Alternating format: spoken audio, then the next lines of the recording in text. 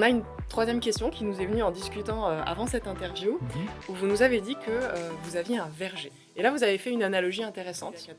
Oui, en fait, c'est quelque chose sur lequel je travaille en ce moment de façon un peu pour essayer de comprendre ce qui se passe dans la banque.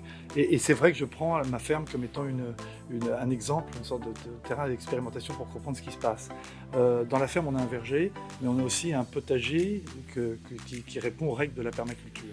Bien sûr bio, etc., mais surtout permaculture. Et la permaculture, c'est quelque chose d'intéressant parce que c'est une technique d'agriculture qui nous impose d'être en harmonie avec l'écosystème local, de partager avec l'ensemble de tout ce qui compose le terrain sur lequel on travaille. Et je pense que la banque, il faudrait qu'on arrive à créer une permaculture bancaire. Je pense que la banque, elle doit comprendre que l'environnement autour duquel elle vit, dans lequel elle vit, doit être un engrais, doit être une façon de se développer et qu'en partageant et en s'appuyant sur les écosystèmes locaux, la banque va se développer et va devenir pérenne.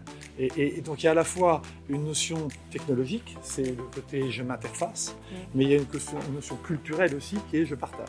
Et la permaculture, c'est un peu ça. Donc je pense que parler de permaculture bancaire, c'est assez intéressant et on devrait pouvoir creuser cette notion. Je pense que nos candidats vont avoir toute matière pour creuser cette analogie qu'à titre personnel, je trouve passionnante. Parler notamment du numérique à la fois comme technologie et comme culture, c'est la clé aussi de l'innovation. Merci beaucoup Yves Merci, pour cette interview. Et voilà, merci. Merci.